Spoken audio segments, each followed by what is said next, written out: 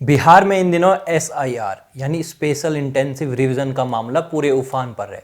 ये चुनाव आयोग की वो कवायद है जिसमें मतदाता सूचियों को दुरुस्त किया जाता है, गलत नाम हटाए जाते हैं, नए नाम जोड़े जाते हैं और डुप्लीकेशन पर रोक लगाई जाती है। लेकिन इस बार SIR को विपक्ष ने एक नॉर्मल प्रक्रिया नहीं रहने दिया है। विपक्ष के लिए ये प्रक्रिया एक राजनीतिक हथियार बन चुकी है। विपक्ष ने इसे मुद्दा क्यों बनाया ये हम आपको पहले ही बता चुके हैं कि विपक्ष को डर है कि शायद जो वोट बैंक उन्होंने फर्जी तरीके से बनाया हो उसे नुकसान न पहुंचे। इसलिए अब तेजस्वी यादव हों या राहुल गांधी, उनका आरोप है कि ये पूरी प्रक्रिया अल्पसंख्यकों और गरीब तबकों को वोटर लिस्ट से बाहर करने की एक सोची समझी साजिश है। अब राहुल गांधी और तेजस्वी यादव दोनों की राजनीतिक समझ इतनी ही है कि उन्हें चुनाव आयोग के नियमों की भी समझ नहीं है। लेकिन ये कह सकते हैं इन दोनों के लिए एक बुरी खबर है। दरअसल आधार कार्ड सैचुरेशन यानी एक जिले में जनसंख्या के रेशियो में बने आधार कार्डों के आंकड़े सामने आए। इसे ऐसे समझिए कि 100 लोग हैं तो मैक्सिमम 100 आधार कार्ड होने चाहिए थे। अब चौंकाने वाली बात यह है कि बिहार का औसत आधार सैचुरेशन करीब 94% है, लेकिन सीमांचल के मुस्लिम बहुल जिलों में यह आंकड़ा 100% से भी ज़्यादा है। किशनगंज, जहां 68% मुस्लिम आबादी है, वहां 126% आधार है। कटिहार 44% मुस्लिम आबादी, आधार सैचुरेशन 123%।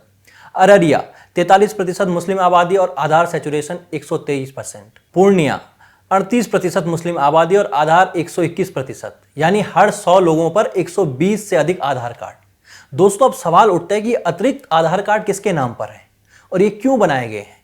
देखा जाए तो आधार की बुनियाद है एक व्यक्ति एक कार्ड, लेकिन आधार कार्ड जनसंख्या से ज्यादा हो जाएं तो दो संभावनाएं बनती हैं। पहला, या तो डुप्लीकेट कार्ड बनाए गए हैं। दूसरा, या फिर गैर नागरिकों को भी आधार जारी हुआ है, जिसे हम घुसपैठिया कह सकते हैं। अब इसे सिर्फ आंकड़ों की गलती कहकर नहीं टाला जा सकता। सीमांचल का भौगोलिक सच ये है कि ये जिले नेपाल और पश्चिम बंगाल से सटे हैं। बांग्लादेश भी ज्यादा दूर नहीं है। दशकों से आरोप लगते रहे हैं कि बांग्लादेशी घुसपैठिए इन्हीं जिलों में आकर बसते हैं। बार बार खबरें आती ही हैं कि ऐसे जगहों पर स्थानीय नेताओं और कट्टरपंथी समूहों के समर्थन से घुसपैठियों को फर्जी दस्तावेजों के जरिए आधार कार्ड दिलवाए गए हैं। लेकिन इतनी बड़ी संख्या में अतिरिक्त आधार कार्ड, वो भी बिहार चुनाव से पहले, सवाल जरूर खड़े करते हैं। अब इसी बीच अंग्रेजी भाषा के दैनिक समाचार पत्र टाइम्स ऑफ इंडिया ने एक नई बहस को जन्म दिया है कि शहरी और ग्रामीण इलाकों में दस्तावेजों को लेकर भेदभाव है। दोस्तों, असल में ग्रामीण क्षेत्रों में ज़्यादा दस्तावेजों की मांग कोई भेदभाव नहीं बल्कि प्रशासन की मजबूरी है। देखा जाए तो शहरों में लोग बैंकिंग, स्कूल, डिजिटल पहचान से जुड़े होते हैं, जबकि गांव में व्यक्ति की असली पहचान और स्थायी निवास साबित करने के लिए BLO को वैकल्पिक प्रमाण पत्र मांगना पड़ता है। असल में सवाल तो ये होना चाहिए कि चुनाव आयोग के लिए दस्तावेज लेना इतना मुश्किल क्यों हो रहा है। दोस्तों, किशनगंज, कटिहार, अररिया और पूर्णिया, यहाँ लोग ब्लॉक ऑफिस के बाहर लंबी लंबी लाइनों में खड़े दिख रहे हैं ताकि आवासीय प्रमाण पत्र हासिल कर सकें। किस लिए? अकेले किशनगंज में जुलाई के पहले हफ्ते में 2 लाख से अधिक आवेदन किए गए। अब सरकार ने भी इस पर सवाल उठाते हुए जांच की मांग की है कि एकदम से इतनी लंबी लाइन कैसे लग गई है। सोचिए, ये वही क्षेत्र है जहां आधार सैचुरेशन 120% से अधिक है, यानी आधार कार्ड हर किसी के पास है, लेकिन जब वोटर बनने की बात आई तो यही लोग कह रहे हैं कि उनके पास कागज नहीं है। और ये वही बात है जो आम आदमी को हजम नहीं हो रही है, क्योंकि सच्चाई देखी जाए तो अल्पसंख्यक समुदाय, खासकर मुस्लिम परिवार, दस्तावेज जुटाने और योजनाओं का लाभ लेने में काफी आगे रहते हैं। ये कहना कि एक मुस्लिम परिवार के पास कोई कागज ही नहीं है, ये बात तो गले से नहीं उतरती है। अब इसी भावनात्मक पहलू को भुनाने की कोशिश की जा रही है।